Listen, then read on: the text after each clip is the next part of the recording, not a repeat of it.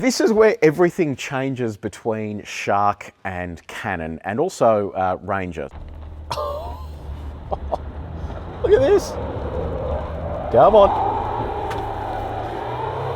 No, we are stuck just there.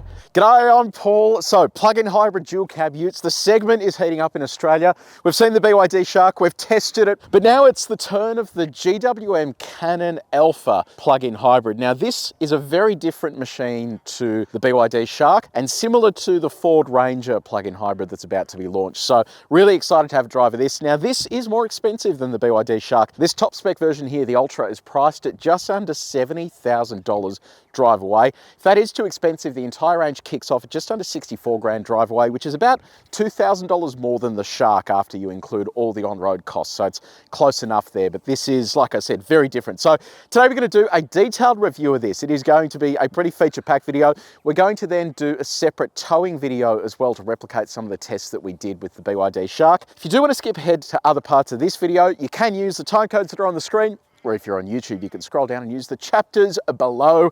So visually, on the outside, Cannon Alpha plug-in hybrid looks pretty much the same as a standard Cannon Alpha. Big difference though is beneath the skin and the way that it works, the way that it charges, the size of the battery. There's quite a bit of stuff there. And later on, what we're gonna do is get this up on a hoist so that we can have a look underneath the vehicle. And what I think is probably a bit of a flaw here compared to the other competitors that will be in this segment. Just a reminder as well, this car is a pre-production car, like an engineering evaluation car. So it's got a lot of damage and stuff to it already, but I'll walk you through it. So on the design front, you've got different colors to choose from, but the optional colors are around that $700 mark. Full LED headlights, big GWM logo down the front there. Look at the size of that thing.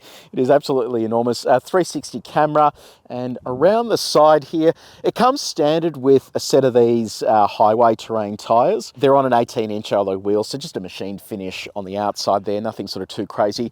Wheel arch cladding here. They actually do like a pumped up off-road version of this with a snorkel, all-terrain tires. It actually looks really cool, so hopefully we will get that variant here in Australia. It will push that price up though. I suspect it'll be more expensive than this. Side steps, if you have a look at this from an off-roading perspective, we've now seen a few off-road videos with the Shark where these side steps and the height of them becomes a little bit of an issue because of the big wheelbase, lower breakover angle. It means that you're going to be resting the vehicle on these side steps. So if you are going to do any more serious off-roading, there's something that I'd look at replacing, or you just wait for that top spec model, which will hopefully eventually come out with some proper sort of off-road equipment. Got roof rails up the top there, privacy glass. I like this brushed aluminium strip. That looks pretty cool. Behind this strip, you've also got like a little garage door for storing odds and ends. Disc brakes at the rear. Now around the back here, LED tail lights. I like this. So top spec version gets this sort of barn door arrangement with the tailgate that sort of opens two ways. You can either open it as a sort of standard tailgate, just like that. I'll explain that in a second as well. Or what you can do is open it as a barn door. So kind of gives you a bit of versatility there in terms of what you can work with, which is pretty good. GWM badge, that big GWM logo, 4x4 HI4T, which is basically plug-in hybrid technology. Now, big difference here between this and something like the Shark, 3.5 ton brake towing capacity, so a ton up on the Shark. BYD is working on a meatier version of the Shark with better towing capacity. What you can see here as well is kind of a bit of a downside to how this is integrated, because this car, unfortunately, doesn't really have a factory solution for the tow bar. With the Shark, for example, or the Ranger, they've actually integrated it quite nicely. It's tucked in nicely. This, on the other hand, looks like an aftermarket job, because that's basically what it is. The end result of that is the whole thing sits quite low, so you're getting issues there with your departure angle if you're doing any off-road driving. It's just something to sort of look out for. Hopefully they come up with a neater solution, but for the purpose of today, this is a pre-production car and they've fitted this tow bar for us so that we can actually do the tow testing. We're going to get away with this in our closed environment here, but if I was actually towing with this out on the road, I'd want to have a better, more elegant solution than this that was a little higher off the ground. Now, big difference here at the rear end between this and the upcoming Ranger plug-in hybrid is that this doesn't use a leaf spring setup, and that's going to affect stuff like your payload. So I'll run you through some of the specs. So we're talking about a payload of just under 700 kilos. So not a huge amount, less than the Shark, also less than the Ranger. GVM of 3495 kilos. Now, if you do load this vehicle up with 3.5 tons and you do have 350 kilos of downbore weight here, that's going to leave you with around 330 kilos worth of payload left. Not a huge amount to work with, because once you start adding in passengers and a couple of other bits and pieces, you're going to eat into most of that capacity. GCM of 6,745 kilos and a curb weight of 2810, which is little more than the Shark, about 100 kilos up on the Shark. So these are heavy vehicles. Once you add the battery capacity and 37 odd kilowatt hours, it is a lot of weight to be adding. It sort of eats into all of your payloads and things like that. So I'll be curious to see how it goes. Now, I mentioned this this tyre in here. One of the issues they have, and we'll go through this in a bit more detail when we get this up on the hoist, is that not only do you eat into your tray capacity here, you also have nowhere to put the spare tyre. So they are working on a solution where this will mount off to the side or have a sort of something nicer than it just sort of sitting there. But ultimately, you don't really want to be taking up all of your tray space for a tyre. You want to have it under the vehicle, and it would appear there isn't any space for a full-size spare under the vehicle. So that is something that I think they probably need to address, and it could be a platform issue if they don't actually have the space beneath the vehicle to mount that correctly. So it will be interesting to see how that goes. Now, let me know what you reckon in the comments section below. What do you think about pricing? What do you think about specs? And how do you think this will compare to some of the others in this segment when it comes to, you know, the capacities and what it's actually capable of? Let me know what you reckon down there. So we're inside the Cannon Alpha PHEV. This is what the key looks like. So you've got lock, unlock, you've got remote start and panic, and then the GWM logo. It's a proximity sensing key. You've got a push button start just down here. So what do we think about the interior? So on first glance, a lot of piano black, which I'm not a huge fan of, but outside of that, this looks fantastic. Like it is, you know, I say this a lot about these Chinese market vehicles. They give you the perception that you're in a vehicle that is much more expensive than it actually is. You can spend 60 odd thousand dollars on a Hilux or a Ranger and feel like, you know, you're in purgatory. Whereas this actually looks very nice. It feels very nice. There's some crazy like features here. You've got heating and cooling on the front row, second row, massage seats. Like, it's all stuff that you don't expect to find in a dual cab ute. So from that point of view, all looks pretty good. Touch points, what are they like? So nice and soft there. Soft on the door as well. How soft are they? We've got our durometer. We've tested the main surfaces in this cabin. If you want to see how this car compares to others that we've tested before, there is a link in the description below. Now, build quality. Give that a little shake. That all feels good. Obviously not a very stringent build quality test, but just something we do for fun. Do you own a Cannon Alpha? What is it like? How's it been? Let me know in the comments section below. This is what our door slam sounds like.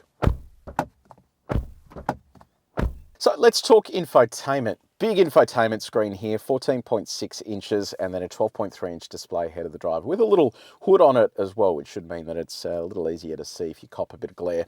I like that this doesn't sit too high, so it's still within your eye line, but it doesn't actually block sort of any vision outside the vehicle. Pretty decent infotainment system in terms of what it is kitted out with. So satellite navigation built in, which means you don't need to have a smartphone connected to it if you don't want to. You've got a voice recognition system. Let's give that a crack, see how that works. Open the driver's window. I always like to test it out with a little bit extra here. Close the driver's window halfway. Fantastic. All right. Close the driver's window the whole way. There you go. I like that. You can actually do a fair bit of stuff with that.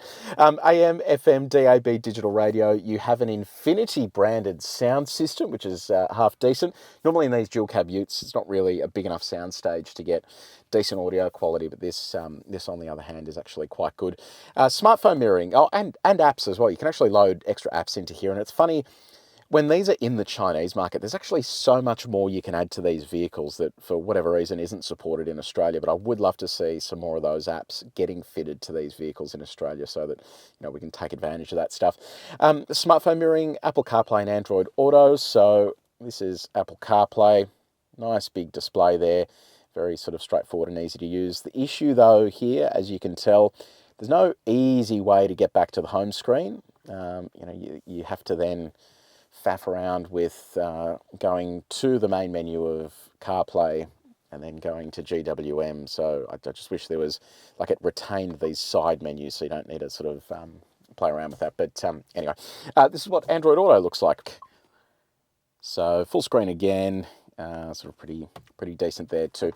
Screen ahead of the driver, basic sort of functionality. You can sort of move through menus there. Gives you all the critical info that you need, plus a head-up display as well. On the safety front, auto-dimming rear vision mirror. You've got blind spot monitoring built into the wing mirror there, a driver monitoring system.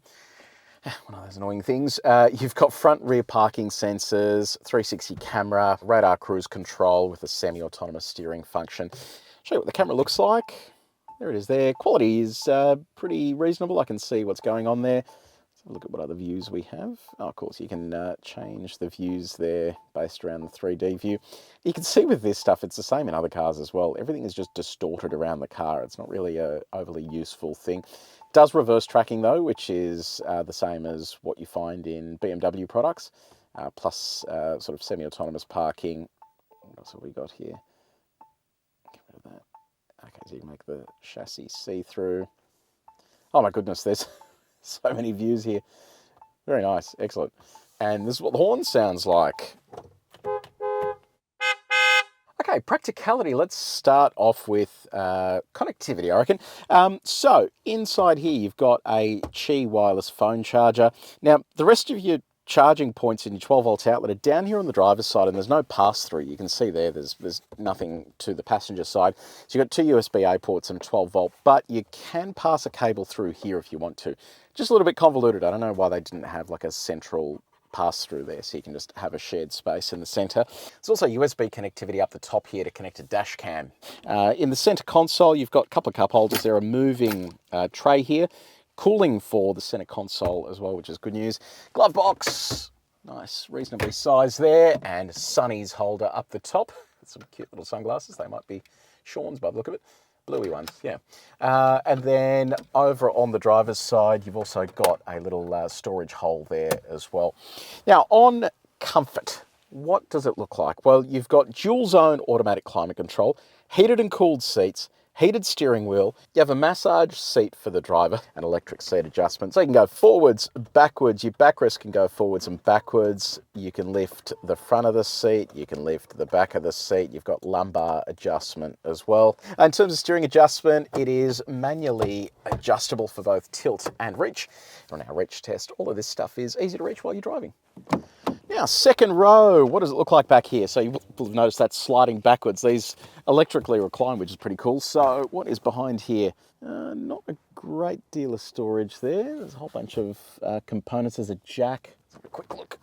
Igor, do you mind dropping that side? Thank you. Move that as well. I don't know what that is. It's like a subwoofer, maybe? Yeah, maybe it's a speaker or something, or it could be an inverter or something for the plug-in hybrid system. I know that when we had a look at the BYD Shark, the dust sealing wasn't very good, whereas this appears to be much better. Let's just have a little look under here as well. Okay, so we've got a bit of storage under there too. Do these seats lift up? No, they don't. Okay, cool. So, what is space like back here? Yeah, nice. That's the seats, I promise. So yeah, you can recline that, which is good. Gives you a little bit more space there. If I pull that back all the way, decent knee room. Toe room's okay. It's not sort of amazing and not terrible. Headroom is pretty reasonable too. So they haven't eaten too much into the cabin here with all the battery stuff. I'll be keen to see once we get it up on the hoist what it actually looks like under there, but it's still quite an accommodating space here. It doesn't seem to be a huge amount of compromise. Wireless phone charger there, which is pretty cool. A little bit of storage there, a pair of cup holders as well. You've got two USB-A outlets. You've got a button here to open and close that rear sliding window. Heated and cooled seats for the two outboard seats. For a dual cab ute, pretty awesome. You have mat pockets in the back here and air vents there as well, plus a control here for the passenger seat too. Now, does the window go down all the way? So it's auto up and down. Oh, very nice. Now let's talk about electricity. You've got both AC and DC charging, which is great. So DC charging up to 50 kilowatts, AC charging 6.6 kilowatts. This also has V2L, which means you can run external appliances at up to 3.3 kilowatts. So not quite as good as Shark or Ranger. So Shark will do up to around 7 kilowatts, Ranger will do a little bit more than that as well. And then on top of all of that, the actual battery itself, 37.1 kilowatt hours. Which is a big old battery in a vehicle like this, and it's part of the reason you can't fit that tyre. Again, we'll go through all of that when I get this up on a hoist, and that is also going to give you a driving range of around 110 kilometres on the NEDC cycle. Now, time to have a look underneath the Cannon. I thought we'd have sticky beak under here like we did with the Shark and just compare the under tray, because they are very different concepts, and if you find this sort of stuff boring, feel free to skip ahead. You've got the time codes down there, but I'll run you through just some of the key differences.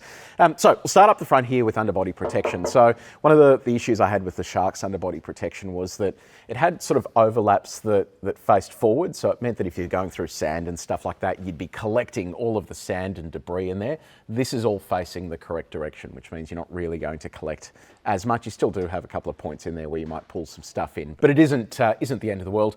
It's a recovery point here. Well, I think it's more like a tie down. I don't know that you'd be using that for any serious recovery, but it is there just in case you need to pull the vehicle out. Come with me through here, Sean.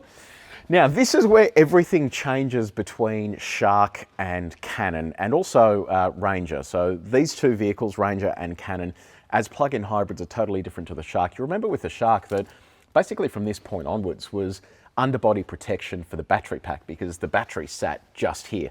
This is a totally different layout because it is virtually an internal combustion car with the battery at the rear of the vehicle. So you've got stuff like transfer case, the front diff over here with the differential lock.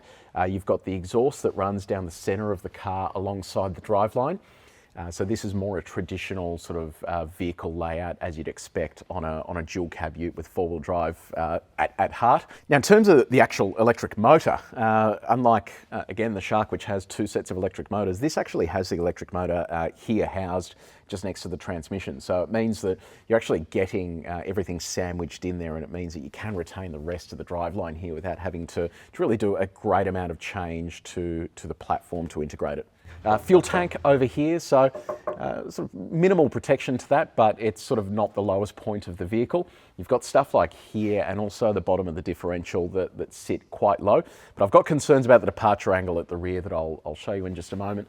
Then you've got your electrics that sit up the top here. So this car has an 800mm wading depth, so you can actually imagine that this is all going to be fully submersed if you do go to 800mm. So I don't have any sort of huge concerns about that because they'll be rated connections there for submersion, but just something to keep in mind that if you are regularly doing that, this whole area is going to be underwater. So just something to keep in mind.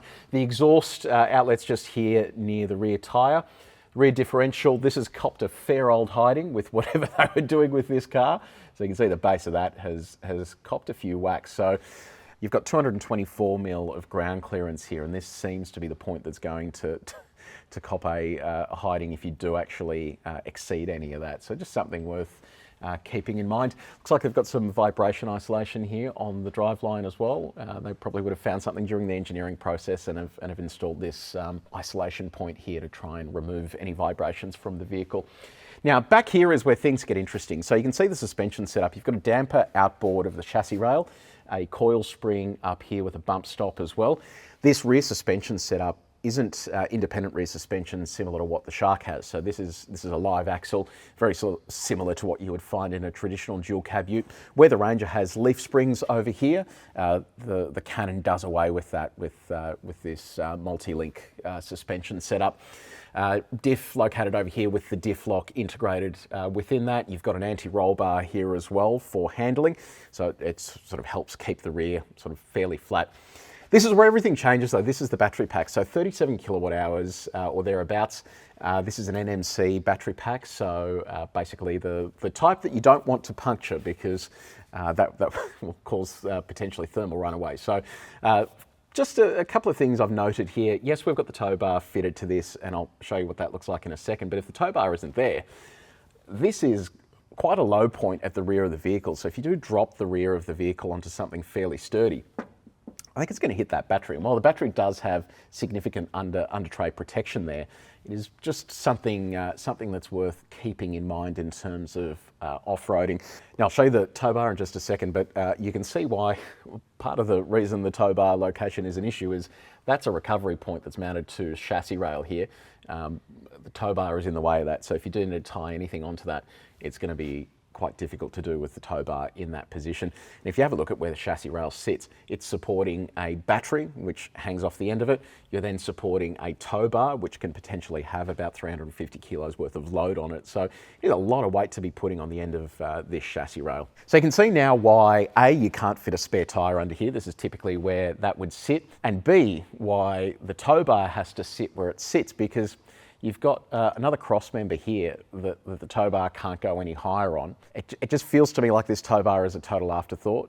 This wasn't really part of the original design of this platform, and I think that they really need to look at integrating this tow bar into this cross member somehow. You're going to have issues here with this being as low as it is. We've got a towing video that will go live a little later on, and when we did that, this sat quite low, and I wasn't really comfortable with the position of that. So it's something worth keeping in mind. And you can see here, we've done off-roading as well, and this has copped it quite a lot. So it sits quite low and it affects your departure angle as well. So that's a bit of a sticky beak under the rear of the Cannon. Very different setup to the Shark, which doesn't have a driveline down the center of the car, and you can take advantage of putting a battery there. I'll be keen to see what the Ranger looks like underneath when we get our hands on that. But yeah, if you have any questions about this, let me know in the comment section below. Okay, we've just hit the road in the Cannon Alpha plug-in hybrid. So this is an interesting package. Recently we drove Cannon Alpha hybrid, and we actually covered a piece about how GWM has fixed a lot of issues with throttle calibration. Since then as well, they announced that they've hired Holden's former ride and handling chief, and those last set of Commodores were fantastic. So it is a really great hire. So I think they really are teeing themselves up for bigger and better things here, which is really good to see. This feels very much like the hybrid. It's really strange. As you sort of set off, it doesn't have that sort of full electric vibe that something like a Shark has or an Outlander has. It feels very much mechanical in a sense, and that is because this is a very different configuration to something like an Outlander or a Shark. What you have here is basically an electric motor that's sandwiched between a transmission and the engine effectively. So it's providing electric assistance as required, but that also means that it has to work in line with the transmission and with things like the low range transfer case and the differential. So you feel that sort of resistance as you're moving. It's not the end of the world, but it feels very much like a traditional car in a sense, just without the noise. Like right now it's running in electric vehicle mode, and that means that it is entirely switched off. It can actually run in this mode at speed as well, so you're not always restricted to being in hybrid. If you do have that charge in the battery, it can actually just run as an electric vehicle while there is still charge in the battery. So what you'll see down here, we're at 16%. We've been doing a fair bit of driving today and haven't had a chance to charge the battery, but what we'll do before we sort of do any sort of serious off-roading and stuff, we'll put a bit of juice back into this so that we can actually properly assess it with that energy in the battery. Now let's run through the actual configuration. So 2-litre turbocharged 4-cylinder petrol engine. This is kind of what a vehicle in this segment needs. It needs a bigger internal combustion engine to provide that torque fill when you're out of battery or when you don't have sufficient power from the electric motor or motors, depending on the vehicle. So what they've been able to do is cram a much bigger engine under the bonnet here. So that produces 180 kilowatts of power and almost 400 Newton meters of torque. When you step up to something like the Ford Ranger, 2.3-litre turbocharged engine, around 400 Newton meters of torque. So over 400 Newton meters of torque. Like that is where it really starts getting punchy, and you're able to get that sort of torque fill when you need it, when the electric assistance isn't there for you. And that's all paired with 120 kilowatt, 400 Newton meter electric motor. And that produces a combined output of 300 kilowatts of power and 750 Newton meters of torque. Now, I know that I've just thrown a whole bunch of numbers there at you, but that is a lot. 750 Newton meters of torque is more than what you're getting from something like a big chunky V6 diesel engine. So it gives you that sort of peak torque that you really want from a vehicle like this when you're doing tasks like towing or you have a lot of payload in the tray. And it'll be interesting to see how this does go when it's towing, because it does have such a big towing capacity. It is a lot of work for a vehicle like this to actually perform. And that's all routed through a 9-speed automatic transmission. So, spent a fair bit of time driving this, and that's probably its Achilles heel. Here in the normal mode, if I sort of kick down the throttle, waiting, now everything. So there is a fair old lag there before you actually get any activity from the drivetrain, and that is because even though you have an electric motor, it has to wait for that transmission to bump itself down into the gear that it needs to be in for it to accelerate. So you can't provide that electric torque feel like you can in a car that has just electric motors and no traditional drive line to route energy through. It is fixed when it's in sport mode, thankfully, so you kind of, you get above that and that's not an issue, but I think in the normal mode it could just be a little sharper in terms of the way that it knocks back through those gears. The other thing I noticed as well is you can catch that transmission napping at times when you are slowing down and you need to get back on the throttle, like right there, waiting, now I have everything. So as it's going back down through the gears when you need to accelerate again, it can sort of be a little bit clunky at times, so I think there's probably just a little bit of improvement to be had there. This is a big battery though, 37.1 kilowatt hours. You have over 100 kilometers worth of driving range, which is really useful. If your daily commute is 20 or 30 kilometers, you could in theory drive to and from work without having to ever switch on the internal combustion engine. It can run entirely as an electric vehicle for most of the time, which I think is a really sort of good feature to have. And it doesn't really compromise the vehicle in terms of its capability. Yes, you do have reduced payload, but ultimately it still has, on paper, the same sort of level of specs and an interior as you would expect, with only a few downsides. In terms of the energy modes, you can actually get the vehicle to do a number of different things here. It's quite clever in terms of the way that it's set up. You can condition the battery in terms of temperature. So if you're in a low temperature area, you can have the battery conditioned so that when you start the vehicle, it's sort of good to go with the energy that you need. You've got controls here for discharging through vehicle to load. You can also set things like whether you want the vehicle to charge the battery, whether you want the battery at a certain capacity all the time, dynamic steering, torque control, comfort braking. Like, there's just so many features here to play with. Off-road thermal management really is quite cool to see how much they've been able to sort of jam pack into this platform. Now let's talk fuel economy. It's a bit of a tricky one because long story short, this is a pre-production car. We can't really drive it on public roads, so the fuel economy is kind of a bit meh, because I've got no control over how it was driven before it got here. But just to give you an idea, it says after resetting, which was 5 hours and 24 minutes ago, average is 11 litres per 100 Ks with energy consumption at 19.3 kilowatt hours per 100 Ks. Yeah, energy consumption in these cars is a bit of a furphy because unless you're just driving it as an EV or you're driving a longer distance, your first 100 Ks or so is going to be on EV anyway. So really the interesting number is how efficient is it when you're out of battery and then it's sort of doing its own thing. That is something we'll test when we can get our hands on a production version of this and I can sort of drive it as I normally would any other car. Okay, time to test body control. We do this at 130 kilometers an hour to see what the ride feels like. In and around the city, it's actually not too bad. It's quite soft and pleasant, very car-like. Let's see whether that comes at the detriment of body control. It's actually surprisingly good. With a curb weight of over 2,800 kilos, it handles itself really nicely over those sine waves, so pretty sort of impressed with that. Okay, we've got our bumpy road here. We do this at 90 k's an hour, which is a good indication of what this would be like over a corrugated, potholed country road or far north Queensland, something like that.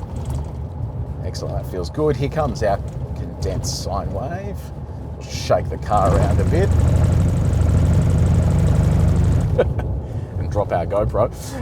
Yeah, it actually feels pretty good. Like it's soft enough and it gives you the comfort that you need. I can just imagine if you went on a longer distance trip, sort of just pounding the hell out of this on corrugations, it wouldn't be fatigue inducing like some dual cab utes. That they have really sorted the ride here for this type of terrain. Now your drive mode selector is down here. You've got a bunch of drive modes to pick from. Let's just slot it over to sport. What you notice immediately in sport is when you nail the throttle, the gear shifts are much quicker and it's far more eager to get up and move, which is good news. We've also got paddles as well if you want to manually change gears. But what we'll do now is go for a quicker lap around our track just to see how it feels. We test all cars back to back in the same way to get a vibe for what the ride and handling is like. Wow, it's a fair bit of body roll there.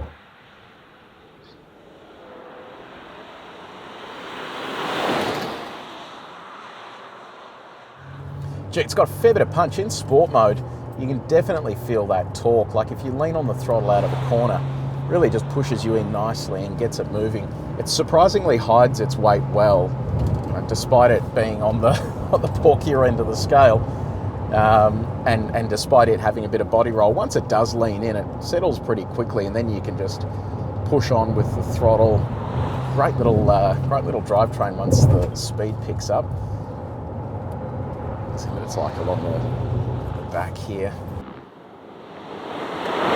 All right, here's our back straight. We'll just lean onto this. All right.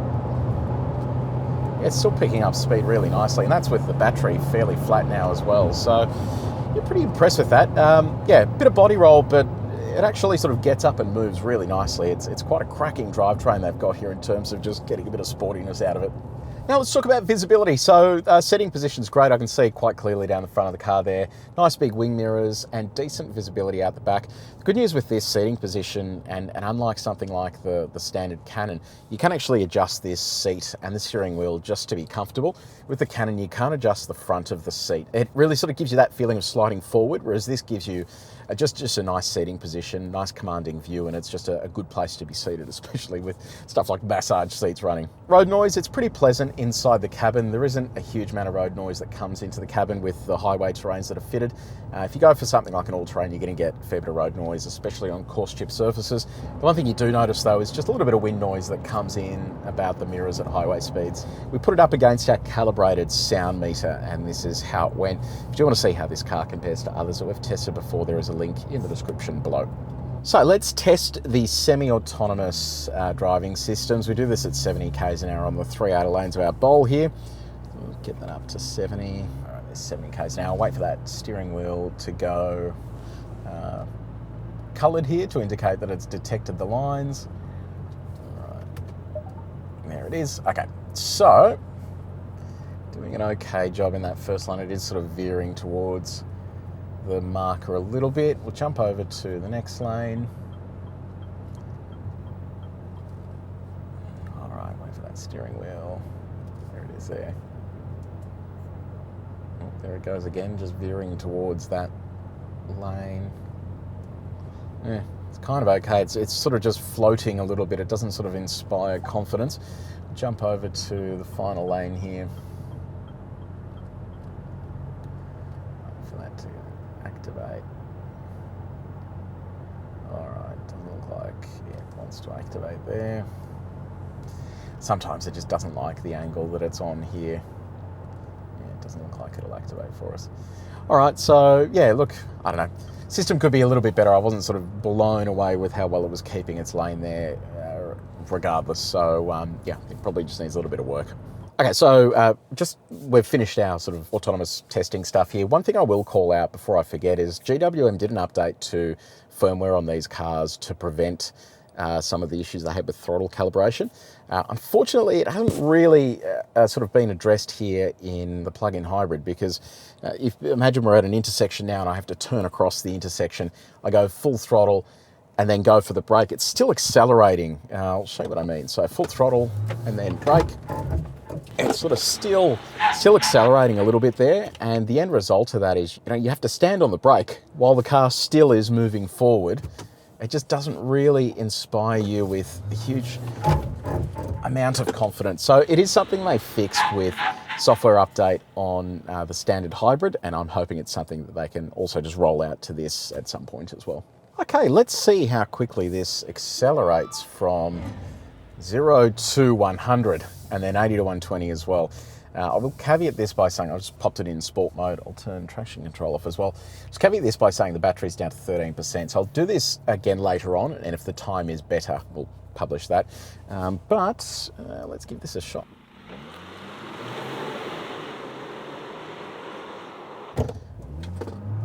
So it gets up all right. That's not terrible.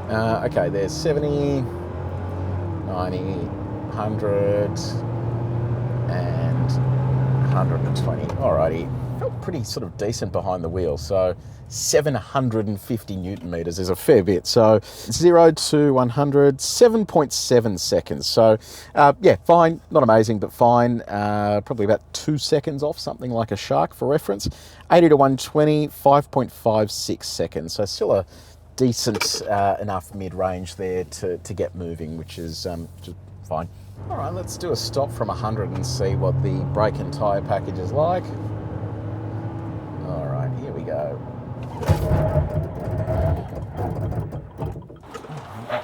Pretty strong from here. Okay, so 100 to 0, 2.97 seconds, 41.36 meters. So really not that bad. Sort of anything between 35 and 40 is pretty good. But given this weighs 2.8 tons, pulling that up in that distance is actually pretty reasonable. If you do want to see how this car compares to others that we've tested before, there is a link in the description below to our spreadsheet with all of the details. So let's see how quick it goes in reverse. Here we go. All right, 36 kilometers an hour. Okay, time to do a little bit of light off-roading. I'll run you through some of the high-level specs here, but with a little caveat. Because this has the tow bar fitted to the rear of it, I don't exactly know what the departure angle is going to be, but I don't think it's going to be very good. So I'll give you the overall numbers for the Cannon Alpha, and I'll see if we can get some actual numbers for the tow bar fitted version. So you have 800mm weighting depth, which is pretty good. Approach angle of 23 degrees, so that's the angle of the face you can approach before you hit the front of the car. A departure angle of 19 degrees, and that is before you have that tow bar fitted. Ground clearance of 224mm, so okay, but not amazing. The base spec of this gets rear diff lock. Top spec gets a front diff lock as well. You have four-wheel drive, low range. You have hill descent control, both eco mode, which runs in two-wheel drive, and then normal mode, which is basically a four-wheel drive automatic. So pretty fully featured system. I'll be curious to see how this now performs with the hybrid, the plug-in hybrid drivetrain sandwiched in between. It'll be really interesting to see. So let's give this a crack. Okay, so first up, we're going to start in eco mode. So it's sending drive to the rear wheels only. This is just to see what the traction control is like when we get a wheel up in the air here on our offset mogul. So we'll get that set up. Drop that rear in, which is around about there somewhere. And now I'll just roll onto the throttle.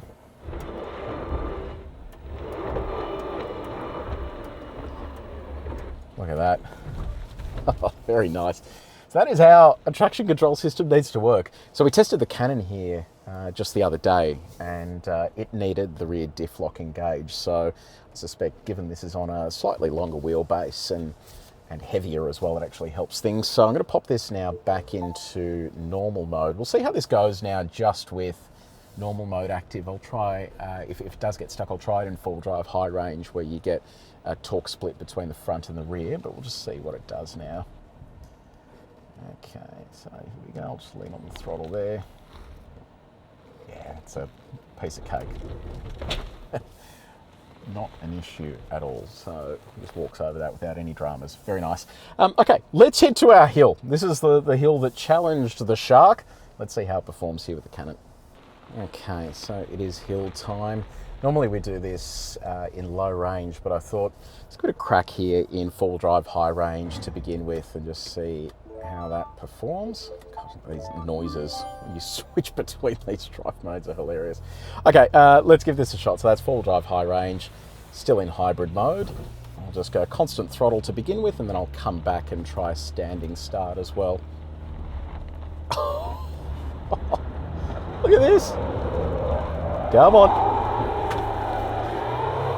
No, we are stuck just there. That almost made it all the way up. Certainly far further than the Shark does in that mode. So what we'll do now is engage. There's that tow bar catching on the ground. What we'll do now is engage low range. So turn that on. This is normally how we test cars on this hill. So now that low range is active, let's see how this goes. I'm not going to lock any diffs just yet, so we'll try this again. Just constant throttle. Here we go, low range active. There's that tow bar one more time.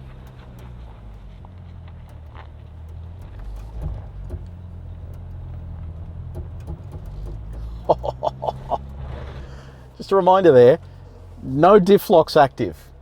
And the Shark just genuinely cannot even make it sort of halfway up that hill. That is genuinely impressive stuff. Very nice. All right, through our little mud bog, which isn't very muddy. Listen to that back. Oh, that tow bar it really needs some work. Okie dokie. So let's try hill descent control here. So we'll just activate that. We've got our camera running there. The camera is just a little bit useless there because I want to be able to see over the front there, but it's Oh yeah, that sort of works. Not the best angle, but does the job. All right, so hill descent control over the top here. We'll see if the cruise control will guide the speed. No, it doesn't feel like it, so it's just basically, yeah, constant speed. Yeah, it does perfectly fine job there. I could also see there as well that it's still doing regen in low range as well, which is pretty good. It means that if you are doing a long descent, you're going to get the benefits of low range there, plus also regen. Okay, let's go back. This time around, what we're going to do, I'm going to come to a stop and then just see if it has hill hold and then apply the throttle again. Just want to point out just one more time here, the reason this is able to climb up there with such ease as a plug-in hybrid is primarily thanks to the fact that it has a reduction gear. You are multiplying torque at each wheel when you route torque through a reduction gear. So you're not only getting reduction through the transmission, the low range transfer case, and the differential. You just don't have that in a Shark, and as a result of that, you're able to get the torque that you need to climb this hill with as you can tell, absolute ease. But let's just try this again now in EV mode with rear diff locked and just see if it'll climb here.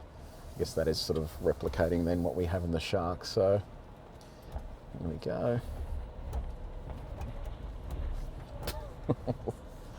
That is so easy. So easy. All right, cool. I'm going to head back there and we're going to do that one more time with a stop like we normally would. Alrighty, let's get back into low range and we'll try the hill again with coming to a complete stop. We'll see how that fares. So that's low range active. Here we go. Alright, so, whoop. What's it doing? It's still figuring out which gear it wants to be in there. So we'll come to a stop, let go of the brake. It's got hill hold, roll onto the throttle. A lot of banging there, but gets up here with no dramas at all. So that's low range, rear diff locked with a stop. Absolute piece of cake, very nice. Now, one thing I am noticing here, this is something we noticed in the Cannon Alpha as well. When it's in low range with like a variety of diffs locked, the stability control is still trying to do stuff, and I just think it probably needs a better calibration, because when you're turning the wheel with the diff locked, you're forcing your rear wheels to rotate at the same speed, and I think the stability control is getting confused there and thinking that it's losing traction and trying to fight you. So I think that probably needs to be looked at, but yeah, aside from that, that was pretty impressive performance. Okay, rock time. So there is no rock drive mode. In fact, there are no real sort of off-road drive modes here. So what I'm going to do here is just ride the brake with the throttle, just so we can sort of mosey on over these rocks, see what the clearance is like, specifically for that battery pack. Feels pretty good so far. Curious to see if that tow bar touches down, given how low it is. The ride's actually quite nice over this. No dramas, and I'm able to ride the brake with the throttle, which means I can control my pace over this stuff without it crashing over it too much and without it cutting progression when the brake is on. Okay, there we are. Alrighty, we are one and done there. So look, recapping off-road, I think off-road point of view, this is fantastic. It's got all of the bells and whistles that you need. It is stupendously good off-road there. It is pretty hard to fault. So I think where this really makes up ground over the Shark is that you have, you know, what I was saying all along, a reduction gear. You've got low range, you've got diff locks. It is literally all the basic stuff that you need as part of a hybrid drivetrain or an electric drivetrain for it to be able to do what it needs to do off-road. Otherwise, it just doesn't cut it. So that's great. This drives really nicely. I think the downsides though, transmission, just a little bit sleepy there in normal mode, and that sort of jumping start stuff that it does, they need to iron that out with software. Once it's in sport mode, it feels fine. So I think it's probably just a software calibration issue. The spare tyre, I think that's unacceptable, having A, no spare, or B, having it sitting in the tray like that. I just don't think that works. It should be underneath, but as you can see when we had it up on the hoist, nowhere to put it underneath, so that isn't going to work. So I just do wonder whether they thought from ground up that this was actually going to be a plug-in hybrid platform, or whether it was internal combustion first and then plug-in hybrid second. And outside of that, I think they do need to sort out a proper towing solution. So you'll see in our towing video, which has either already gone live or is about to go live. If it is already live, I'll leave a link in the description below. But what you'll see there is that the tow bar sits really low to the ground, and I think they really need a solution there, because that is just far too close for comfort if you're hitting big bumps with a heavy trailer on the rear. So there you go. That is a review of the Cannon Alpha plug-in hybrid. When the Ranger launches, we're going to do a three-way comparison between this, the BYD Shark, and the Ranger. We've also shot a comparison between this and the BYD Shark over some of the highlight items. When that video goes live, I'll leave a link in the description below. So let me know what you reckon. Did you enjoy the video? If you did, share it with your mates, subscribe, do all that sort of stuff. If you have any questions, let me know in the comments section below. But until next time, take it easy.